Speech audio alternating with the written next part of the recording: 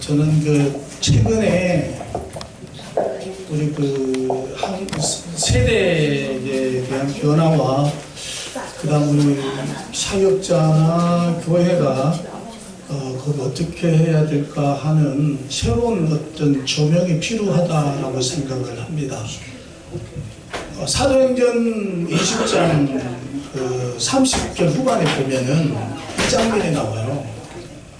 사도 바울이 밀레도에서 에베소 장로들을 불러다 놓고 마지막 고별 설교를 합니다. 그리고는 끝내고 무릎을 꿇고 기도하며 목을 놨고 하는 장면이 나옵니다. 자, 이렇게 한번 생각해 볼까요? 오늘 식당에 밥을 먹으러 갔는데 와주신 당신 고맙습니다 라는 문구를 봤어요. 됐다. 우리 교회가 문화사역과 어떤 데서 사역을 하는데 슬로건을 찾아야 되는데 그걸 정했어요. 와줘서 고맙습니다. 와줘서 고맙습니다. 그러면 뭘까요?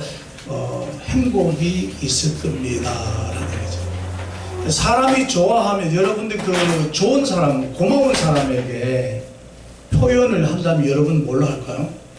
미국의 문화는 안고 꼬리를 맞대고 키스를 하거나 그럽니다. 서양 문화는 안고 이렇게 합니다. 대통령들도 공식 자리에서 수상이든 총리 이렇게 하잖아요. 한국에서 그랬다면 월매를 맞습니다. 여러분들은 좋으면 어떻게 표현을 할까요? 저는 오늘 이 성경 구절을 가지고 기본적으로 저와 여러분들에게는 하나님이 함께 하심이라는 그 전제를 가지고 들어주시면 좋을 것 같아요. 무슨 얘기냐면은 제가 여러분들 드리고자 하는 것은 그리움의 목회 그리고 이렇게 무언가 이렇게 흔적을 남기거나 그 다음에 여운을 남기는 목회. 왜 교회는 목회자는 그렇게 할 수 없을까라고 물어보고 시작할게요. 요즘 우리 교회는 한평생 목회를 했는 목사님들이 원로 목사로 추대받고 하는데도 어려움이 많아요. 그리고 수고했는 분들의 떠날 때에는 수고했습니다, 고생했습니다 말보다는 잘 갔어요, 그동안 이렇게 아유 가져서 고맙습니다, 평생 한 생을 바쳐서 복음을 전하고 사역한 목회자들에 대한 우리 사람들의 정서가 그래요. 근데 교회는 갈라지고 싸우고 분쟁을 해서 지역 아니면 사회로부터 정말로 교회가 들어야 될 얘기들을 듣지 못하고 있는 거죠. 왜 우리 교회는, 우리 목회자들은 그런 여의 남는 목회를 하면 안 되는 건가?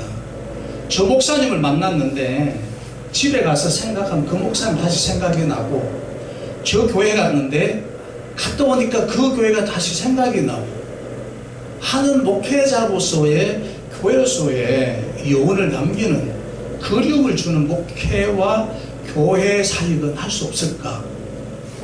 오늘 이 대답에 대해서는 사도행전을 보면 나옵니다. 바울이 설교를 하죠.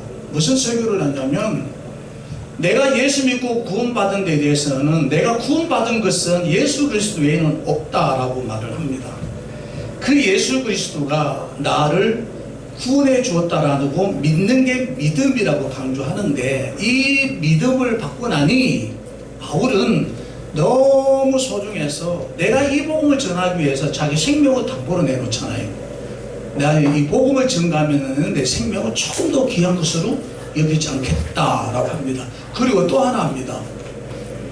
내가 이 복음이 훼손되지 않기 위해서, 오해를 받지 않기 위해서 내 스스로 노동을 하면서 복음을 전한다라고 얘기를 하면서, 주는 것이 받는 것보다 복이 있다라고 얘기를 합니다. 그리고 한 말을 합니다.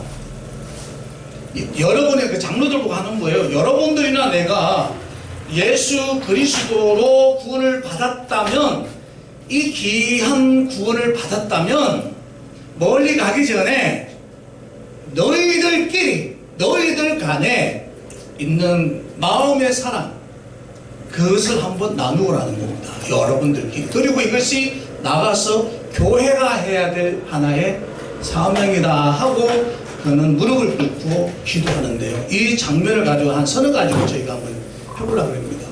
저는 설교자는 기도와 그 다음에 설교받는 사람도 기도하는 마음을 받아야 된다. 왜냐하면 설교하는 사람이 기도하지 않냐면 자기 생각이 들어가는 거예요. 자기 이론적이고 자기 합리적이고 자기 논리가 들어가는 거예요. 내가 은혜 받았다, 내가 하나님이 주셨다, 이런 논리로 증거가 되거든요. 그래서 설교는 교회 성도들에게 뭐죠? 구원은 예수 그리스도밖에 없다 하는 것을 알리기 위해서 하나님의 말씀을 풀어서 잘 전달되는 게 설교인데, 합리적이고 중립적인 설교를 하면 기도해야 된다. 듣는 저와 여러분들도 기도하는 마음으로 들어야 살과 뼈에 깊이 박힐 수가 있고 삶의 변화가 일어난다 라고 제가 말씀을 좀 드리고 싶고요. 두 번째로는 저도 그렇고 여러분들도 그렇고 우리가 목사님들이 가게 되면 저는 우리는 좀 뭔가 전달자잖아요. 메시지도 전달되고 우리의 삶 자체가 브랜드가 이미 예수잖아요. 그러면 오늘날 왜 많은 교회와 목회자들에게 고맙습니다, 와줘서 감사합니다, 그동안 수고하셨습니다, 목사님 한평생 목회 사역은 너무 고마웠어요 라고 말을 못할까요? 왜 듣지 못하는 거예요? 바울이 목을 껴안고 죽으러 가는 걸 보고 그 사람들이 안고 했는 뭐겠으면 목사님 너무 고마웠습니다, 함께 해줘서 너무 고맙고 목사님이 전달해줬던 말씀이 내게 너무 감사했고 목사님의 목회 설교를 듣고 내 인생의 변화가 됐으니 너무 고마운데 목사님 어디로 가십니까? 가지 마세요 라는 의미가 담겨져 있는 거잖아요. 그러면 오늘 이 자리에 저는 우리 목사님들을 보고 뭔가 달라지는 인생의 전환점이 오는 것이 이 자리 은혜가 아닌가요? 저는 이 교회를 보고 왔다 가면 내 삶이 무엇인가 달라지게 되는 게 이 교회가 되어야 되는 거예요. 이 집회잖아요. 어려운 걸음을 해왔을 때, 이 집회에 왔을 때 뭔가 내가 달라지고 가고 저 발걸음이 나가고 난 후에 다시 교회를 돌아보게 만들고 그날 왔던 목사님 설교하고 만났던 목사님이 생각이 떠오르는 거예요. 왜냐? 그 목사님 설교들은 내가 할 수 없었던 것, 하지 못했던 것, 내가 잊어버리고 있었던 것, 내가 기억하지 못하고 있던 것들을 기억나게 만들어줬고 생각나게 만들어줬으니까 너무 고마운 거예요. 그래서 그 목사님이 생각이 나는 거예요. 그 목사님은 내게 여운을 남긴 얘기였고 내게 그리움을 남겼던 말씀이었던 거예요. 단순한 거지만 김 목사, 우리는 예수 그리스도를 말미암아서 구원받은 거야. 이 구원이 바울이 그랬다면 우리도 그래 가야 돼. 한결같은 마음을 가야 된다. 아무리 힘들고 어려운데 그래 가야 돼. 맞아.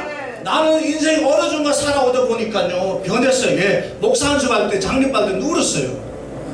29살에.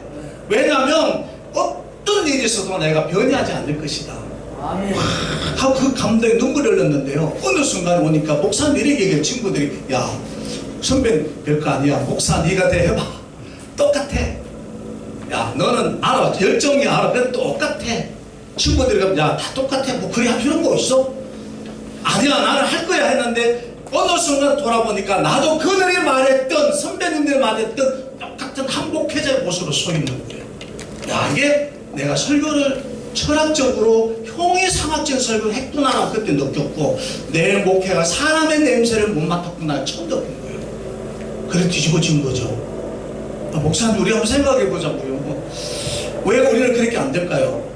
예수 그리스도. 근데 우리가 영상이나 방송에 코로나 때 왔지만 저는 이 영상과 방송은 하나의 방편일 뿐 이게 교회가 돼서는 안 되는 거예요. 목회는 현장에서 우리의 전도가 대상자 누굽니까? 불신자들입니다. 오늘 때 가서 전해야 돼요. 예수 그리스도만이 당신을 구원할 수 있습니다. 당신도 나와 같이 되기를 원합니다.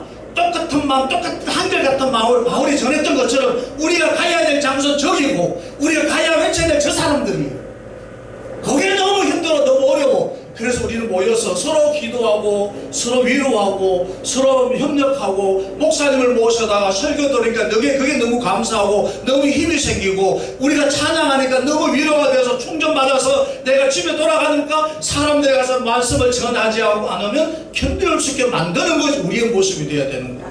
목사님 원거리에서 하시는 걸 너무 좋아. 갈 수가 없으니까 목사님이 유튜브로 내게 보내줬는데 목사님을 찍었던 동영상을 보니까 내가 힘이 나요. 이게 유튜브의 영상의 숭배가 돼야 되고 이게 복음의 선교가 돼야 되지 유튜브나 영상이 교회가 돼서는 안 된다는 거예요. 우리가 있어야 될 자리는 저기입니다. 가서 바울처럼 복음을 전하고 내가 언젠가 하나님 부르시는 그날 아니면 내가 목회 불가합에 떠나야 될 그날 창급한 그분들이 내 목을 안고 내 바지락 가슴을 잡고 고마웠어.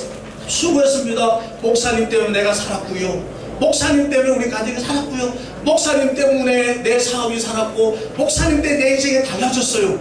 교회 때문에 내가 나왔어요. 최소한 이런 그리움과 여운을 겪는 우리의 생애는 되어야 될 거다. 바울은 그걸 위해서 생명을 조금도 귀한 것이 있지 않겠다고 했어요. 마지막으로 정리하겠습니다. 저도 깨달은 거예요. 그래서 저희 교회가 행복이 넘치는 교회를 지었어요. 문화사역과 여성들 사역을 엮어서 우리 교회에 오면 거기서 이루어지고 있는 모든 먹고 마시고 쓰고 가져가는 거는 그분들이 헌금한 걸로 다 돌려드리자. 그걸로 내 생업을 유지하지 않으리라. 거기 들어온 돈으로 내가 먹고 사는 문제 걱정하지 않는다. 그들에게 다 돌려들어서 교회 오는 목사님들은 여기 오면 마음에 쉼을 넣고 정보를 넣고 대화를 나누고 찬양을 하고 강의를 하고 강의를 듣고 무엇인가 얻어가 나갈 때는 마음에 웃고 나가게 만드는 것이 플랫폼 형태로 가자. 그럼 뭘 먹고 살아야 되는데 그건 우리가 따로 하자. 그래서 우리 교회는 행복이 넘치는 교회라 졌습니다. 그리고 저희가 음악회를 준비하고 있습니다.